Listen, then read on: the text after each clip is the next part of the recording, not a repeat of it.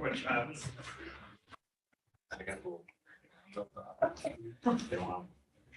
Okay, at this time, I'd like to call to order the Physical Services Committee meeting of the Orange County Legislature for Monday, September 25th, 2003. A copy of the agenda for this meeting may be found on the county website under the tab for the legislature. Please silence your cell phones and electronic devices. And I'd ask at this time for you to please stand for the pledge of allegiance. I pledge allegiance to the flag of the United States of America and to the republic which stands one nation under God, indivisible, with liberty and justice for all.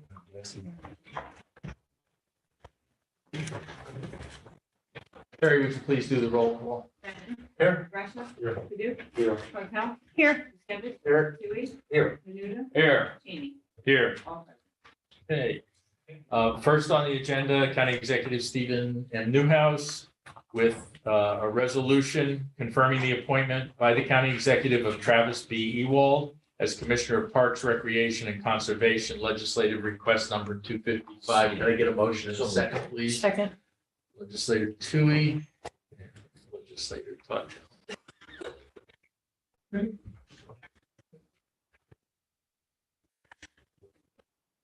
Okay. Good afternoon, everybody. It's a pleasure to be here. Hello. County Executive appointed Travis as our new Parks Commissioner. He's a known quantity to everyone here. And we think he's a wonderful appointment. He and Deanna Crawford will make a great team over there. And he's here today seeking confirmation of the County Executive's appointment. Any questions or comments? Legislator Menuda. That's a great thing.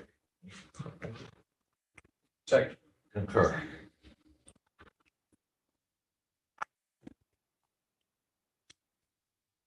Any, Legislator Tuftel? I look forward to working with you in your new capacity. Thank you. I look forward to it as well. How does the Commissioner of Public Works feel about He's confused. this? Conflicted, right? Yes, yes. We all are. I have to say the experience with Eric, between going from Public Works to Parks has been amazing. He was great to work with there, and he was a great supporter going to Parks, so I really appreciate it. Any other comments? Okay, with that, I'll call the question. All in favor, aye? Aye. Any opposed? Thank you. Congratulations. Thank you all. Thank you very much. Really appreciate it. All right, next we have Department of Public Works. Let's go see. Come up, Travis, you're gonna stay in the bullpen on this? I'll sit back here. Okay. Brian Titsworth. So first, we have a request to create one HVAC technician grade 9 position to operate, maintain, and repair various HVAC equipment throughout the county. Legislative request number 212. Can I get a motion in a second, please? So, second. Menuda. Was that Legislator Ben or Legislator Ben? Ben. Thank you. Go ahead. All right, good afternoon, committee members. Thank you, Mr. Chairman. This is to create a position for HVAC technician to work in DPW. It's a grade 9 position. Currently, there's a SUNY Orange has the same position in their maintenance department, so we'd like to bring this over here, or create the same position here for to repair our HVAC systems. This will be grade 9, equal to an electrician. One of the requirements of this is they will have to have an EPA refrigerant handling certification. They will have to maintain that, during their employment here. Some numbers to keep in mind: we currently change about 800 air filters 3 times a year throughout most of our buildings that DPW maintains. We also have about 425 different boilers, rooftop units, cooling towers, chillers, AC units, etc. So it's certainly needed, this position. It's been needed for a while. Any questions or comments, Legislator Tuftel? How are you currently handling the county's HVAC needs when you handle that? We currently, right now, we don't have anyone. We, up until January, we had an assistant supervisor who was tasked with that. It was HVAC was in his title. And he worked here for only about 2 years. So now we rely on contractors. And who was, when you create this position, is that person who was doing it and had the HVAC in his supervisory title? He be in charge of this grade 9, or who will this grade 9 be reporting back to? This grade 9 will report to the director of building maintenance. Right now, it's a grade 14. That's Ron Brazell in this building. Mhm. And that gentleman that was in the position resigned. So we currently have no one. Okay, great, thank you. Leonardo, you do? Yeah, you said that there's 425 boilers and units throughout the county? Yes. Is it, you count the college in that? No. You didn't count, No, it's not throughout the county. That's throughout buildings that the DPW maintains. so you're just saying heating and cooling? That's it. Yes, that's a general heating and cooling, that includes any type of computer room cooling. There's VAV units and ceilings in a lot of our buildings, so it's a lot of units, both small and large throughout the county. Okay, thank you. Any other questions or comments? The legislator, Ben? You said the college has their own person that does all of this, Yes, that's where we got the title. but that's a lot fewer buildings and things. Correct, yes. Okay. Other questions or comments? Just a comment. So we saw this through PNC. It's a needed position. I support it. Everybody else will. And it doesn't conflict with any warranty work or existing contracts that are out there. So Any other questions or comments? Okay, seeing none, I'll call the question. All in favor, aye? Aye. Any opposed? Carried.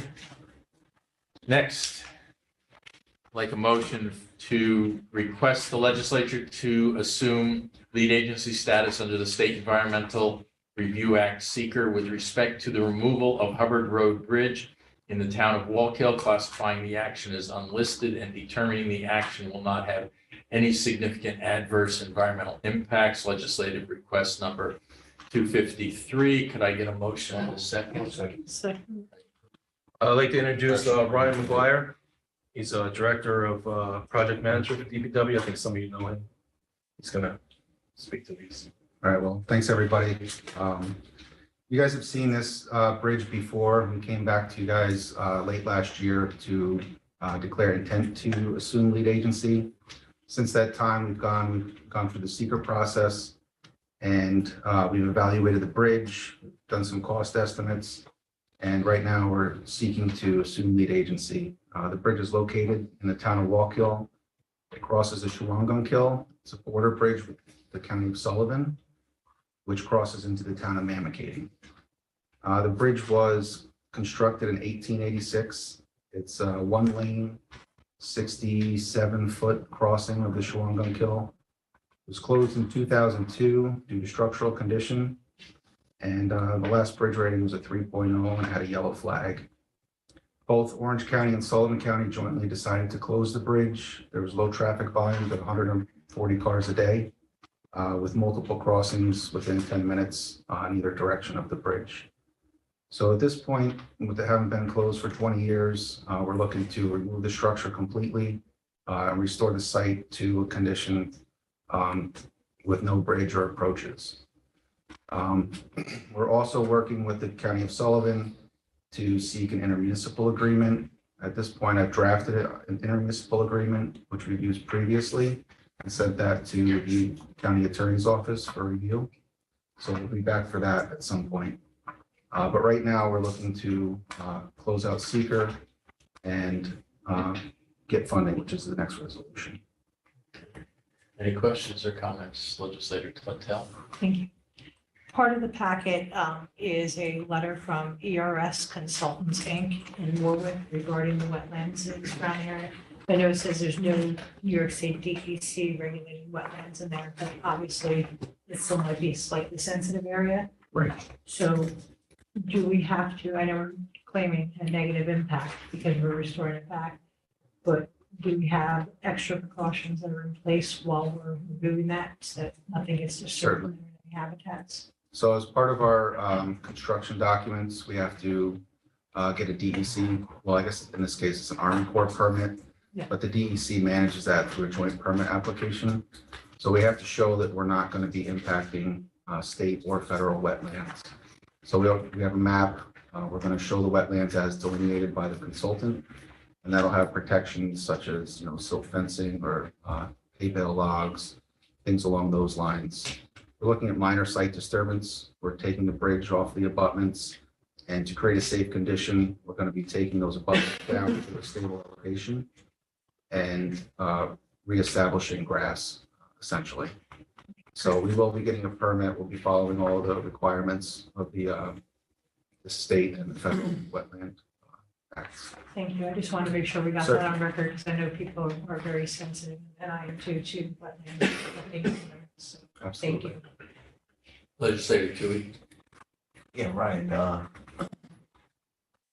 when I see this in the packet about November 1st and March 31st to the habitat, the inhabitants, the animal critters, and are you planning to do it before the end of March 31st, or is this going to go into next year further? So the plan would be if we can get a contract out in time to have a contractor cut any trees that are necessary to remove the bridge, we would like to do that. If not, our in-house tree crews can trim any trees that would be necessary for any crane operations or removal. Right, and then there was also something I saw that in here about the historic nature of it, and that it could be sold or moved to another area. Correct. Has that been looked at at all, or? Yeah, so SHPO came back with a comment that this is a sample bridge from the late 1800s. And there was two options to accommodate their requests. It would be either to find a new home for the bridge, which we've been reaching out. We reached out to the local municipalities and spoke to the historian. And we're looking to find a home for it. So if anybody knows a place that would like a architectural period piece, we're open to considering that. But the alternative was to do a study along the guidelines of the Historic American Engineering Record. So we've done both in parallel. We've been seeking a new home for it. We've done the report to document the bridge. Worst case, we don't find anybody. Then we have the record of what it was, the measurements, there's pictures of it. There's a whole report, which I think was included with the package. So we're trying parallel paths. If we can't find a home, then we've satisfied You have the SHPO. okay, yeah, so you have the okay. Correct. Thanks, Jim. Legislator Menuda, did you have a question? I did. So with regard to that, so we're protecting the bog turtle on that, and then have we seen or have we heard from any of the locals with regard to decommissioning the bridge? I realize you got 140 cars, but sometimes that bridge is key to those individuals and businesses that are there. So Sure. any positives, negatives from that? So the bridge has been closed for 20 years. There was one complaint that we got back then. It was from one of the residents. I was on the Sullivan County side of the border, which was addressed by a letter from their Commissioner of Public Works at the time. We've spoken to the town of Walk Hill. They haven't had any opposition to this. And the town of Mamakating hasn't raised their hand to reopen this at any point since it was closed. So we feel that time period that's gone by also illustrates that it's not a necessity to have it there. Thank you. Sure. Other questions or comments? Okay, seeing none, I'll call the question. All in favor, aye. Aye. Any opposed? Carried. Next, we have a request supplemental appropriation to the capital projects budget for the removal of Hubbard Road Bridge in the town of Walk Hill. This project has been approved under the 2023 capital plan as project number 43. Upon approval, the funds will increase existing capital project number 529, $270,000 bonding its legislative request number 246. Can I get a motion and a second? So move. Legislator, who was that, Tui or Riska? Tui, and, okay. Thank you. Go ahead. So same project as we were just discussing. This agenda item is to add money to the construction funding portion of the project. We're working on the IMA, which I discussed a few minutes ago. Part of that will be a 50-50 cost sharing agreement, which is what we've been doing with all of our bridges that are border bridges. And the amount that you see here is anticipated to cover the full construction or demolition cost of the bridge. We need to be able to expend that, and then we get reimbursed by Sullivan County, which is what the intention of the IMA is. So that's essentially this item in a nutshell. Questions or comments? All right. Seeing none, I'll call the question. All in favor, aye. Aye. Any opposed? Carried. Next, we have a request supplemental appropriation to the capital projects budget for the replacement of Main Street Bridge number 1 in the town of Cornwall. This project has been approved under the 2023 capital plan as project number 48. Upon approval, the funds will increase existing capital project number 469, $950,000 bonding legislative request number 243. So motion. Second. So moved. Menuda and Benton, thank you. Go ahead. Okay. So this is for Main Street Bridge number 1. Most recently, you guys probably remember Main Street Bridge number 2, which is by the traffic circle, where Angola, Quaker, and Main Street all come together. This bridge is located north on County Route 9. It's also on Main Street. It's by the Cornwall Middle School, just prior to getting to New York State 218. We've been working on this. Main Street Bridge number 2 is taken priority. Just because of the importance of it. We want to get that bridge taken care of first. But we've gone through, we've done seeker. The determination was that this is a type 2 action. But we did do the full analysis, and we're comfortable that we completed seeker at this point. It's a concrete slab bridge, which is an older style bridge. It's constructed in 1929. And its most recent bridge rating, I believe, is a 3.5. There's approximately 1,900 vehicles per day on this bridge, which is in comparison to about 9,000 on Main Street number 2. So there's a lot less traffic on this portion of County Route 9. It's still a decent volume.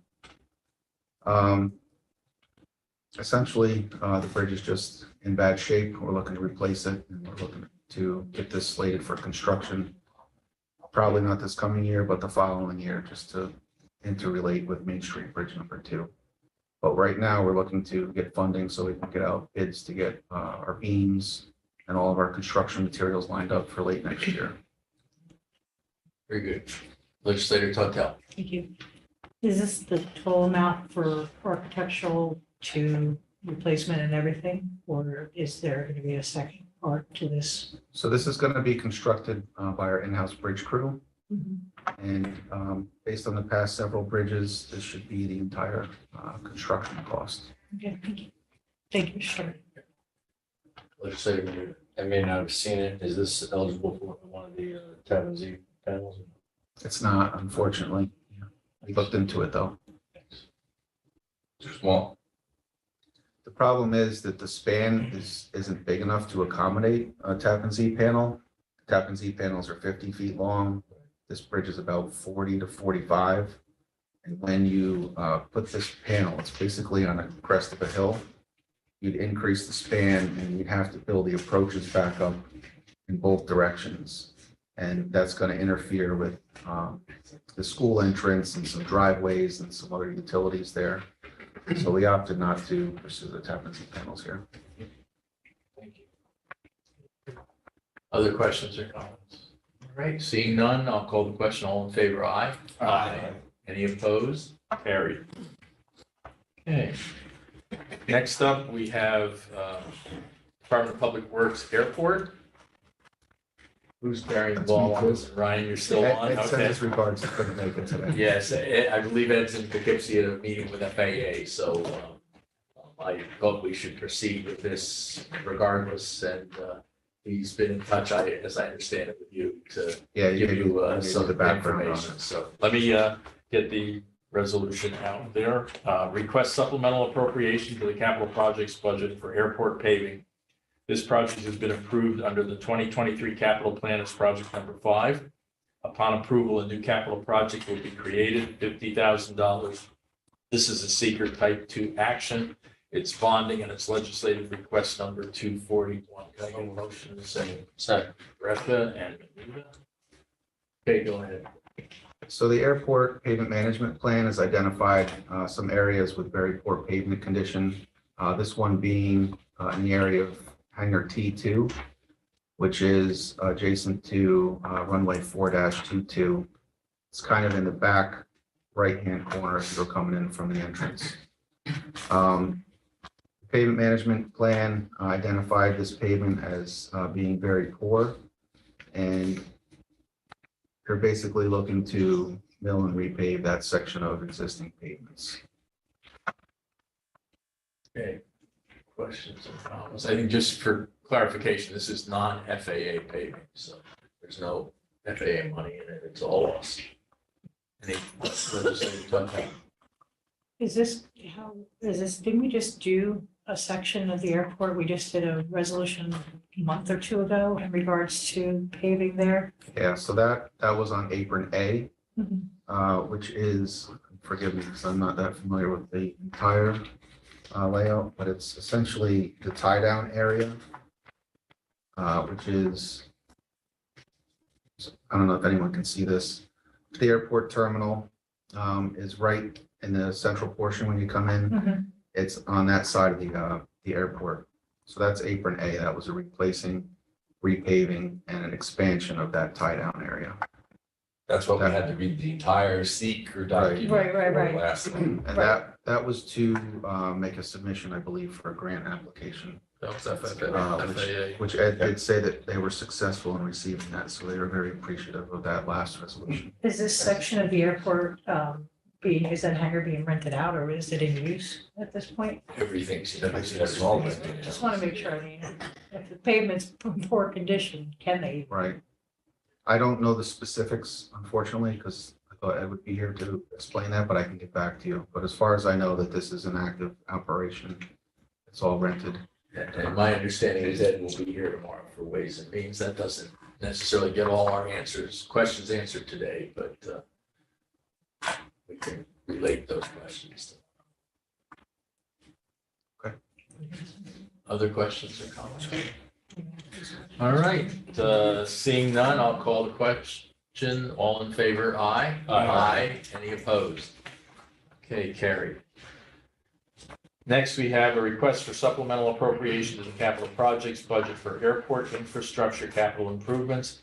The project has been approved under the 2023 capital plan as project number 4. Upon approval, a new capital project will be created, $50,000. This is a secret type 2 action. Bonding legislative request number 242. Can I get a motion? Second, please. I have a motion. Second. Tui. Menuda and Tui, thank you. Go ahead. Okay, so this is the same area, the airport hangar T2. The existing roof is a flat roof. It's in very poor condition.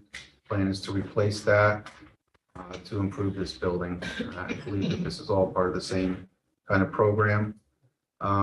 Building dates to the 1960s. And, I looked at the aerials of it, and you can see that the roof looks like it's got several patches that have occurred over the past few years. And another small area of security fencing repairs would be replaced as part of this project. Okay. Questions or comments? Legislative Menuda. Type of roof. I believe it's a flat roof with a rubber coating. I can get back to you with specific details if you're looking for it. Curious if it was a BDM or something like that. That's what I believe.